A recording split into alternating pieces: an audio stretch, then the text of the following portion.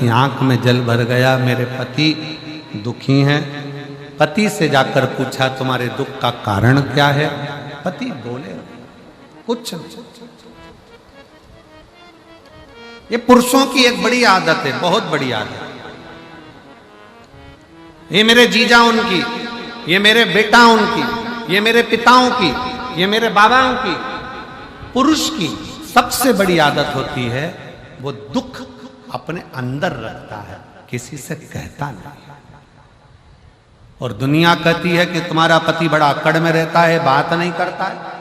अब कौन समझाए? एक नारी अपने दुख को सबको कह सकती है, पर एक आदमी अपने दुख को कहता है तो किससे कहे? लोग कहेंगे पुरुष होकर रोता है। मेरी जीजियों, जैसे एक स्त्री की गोद में संतान नहीं होती ना, उसको जितने ताने मिलते हैं ना, उससे दुगने ताने एक पुरुष को मिलते हैं जब उसकी जेब में धन नहीं होता, पैसा नहीं होता और उसके पास कुछ नहीं होता। चार दोस्तों में भी बैठते हैं ना, धीरे धीरे दोस्त उससे दूरी बनाना चालू कर देते, इसके बाद तो है ही नहीं, कभी 1 रुपया खर्च नहीं करता, होटल लेकर नहीं जाता, कभी कुछ खिलाता पिलाता नहीं, धीरे धीरे दूरी बना लेते हैं। इसलिए शिव महापुराण की कथा में इस व्यासपीठ पर बाबा जब भी इस पुराण का वाचन करने के लिए मेरे शंकर करुणा करते हैं, वाणी देते हैं, तो यहाँ आने से पहले मेरे भोले बाबा से इतना जरूर कहकर आता हूँ कि बाबा, किसी स्त्री की गोद खाली मत रखना और किसी पुरुष की जेब खाली मत रखना। बहुत सुनना, बहुत।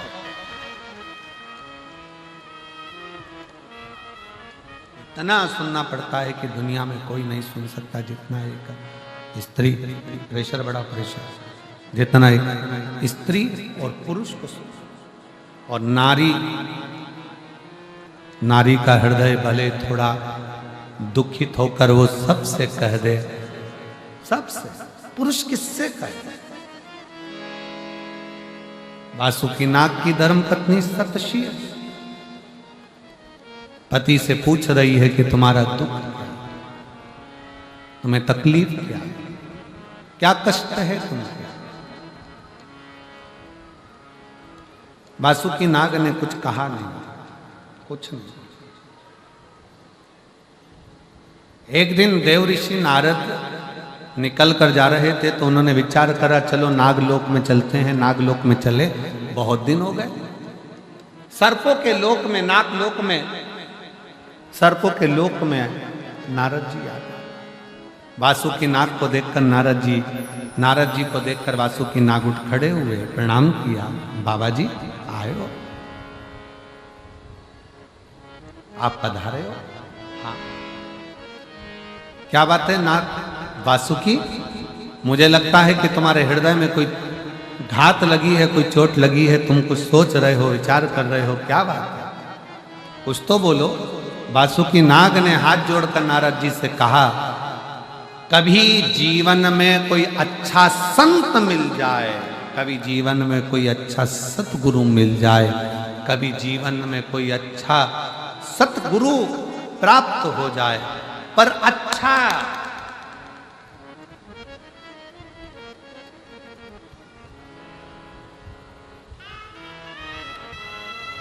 कलिकाल में अच्छा गुरु मिलना मुश्किल है।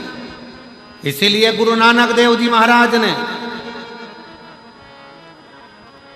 निश्चित कर दिया,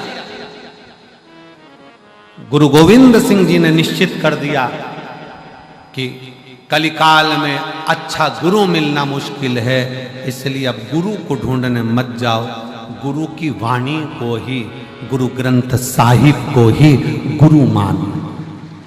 उन्होंने निश्चित कर दिया, क्योंकि आज के जमाने में असली गुरु मिलना थोड़ा कठिन हो जाता है, अच्छा गुरु मिलना मुश्किल हो जाता है, क्योंकि धन, वैभव, संपदा, सत्ता व्यक्ति को पाने की इतनी ललकता बन जाती है कि वो अपने तत्व तक नहीं पहुंचता।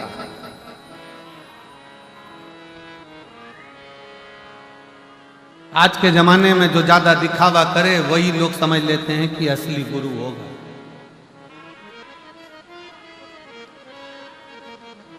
आज के जमाने में जो ज्यादा दिखावा पूर्ण करे तो समझ में आ जाता है कि यही असली होगा। और शिव महापुराण की कथा कहती है कि असली तो कहीं ऐसा बैठा रहता है कि उसको भज लो, बस स्मरण कर लो, संकीर्तन कर लो, नाम जाप जप लो, बस बहुत बहुत।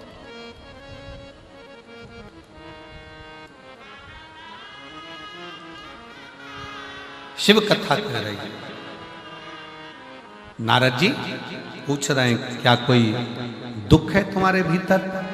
वासुकी नाग ने गुरु को देखा और गुरु को देखकर देवर्षि नारद से कहा, नारद जी मेरे मन में एक दुख है कि मैं सर्प हूं, सांप हूं, और सर्प की योनि ठीक योनि नहीं है। सर्प की योनि श्रेष्ठ नहीं है।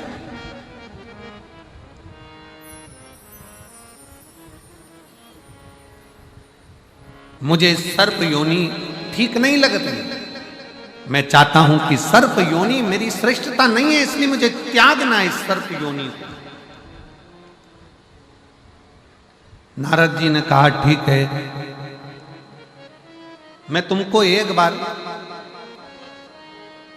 इस सर्प योनि से कैसे त्यागा जाए, मैं एक बार अपने मित्र तुमरुका जी से मिलवाऊं।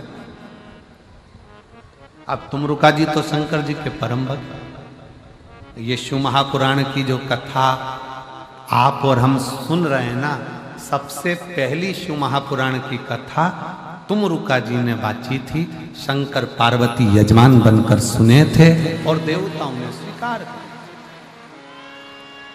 आज भी ये गादी, ये व्यासपीठ, जिस गादी से शिव महापुराण की कथा, आपको लगता है कि कुबेरेश्वर बाबा आते हैं, कुबेर भंडारी आते हैं, सियोर वाला महाराज आकर कथा बाँचता है, पर हमारा तो मन कहता है कि सियोर वाले महाराज में सामर्थ्यता नहीं कि वो शिव महापुराण की कथा बाँच दे।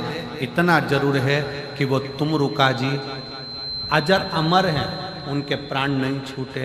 वो तुमरुका जी जब जब शिव पुराण की कथा होती है स्वयं व्यासपीठ पर बैठकर वो बाँचते हैं और आप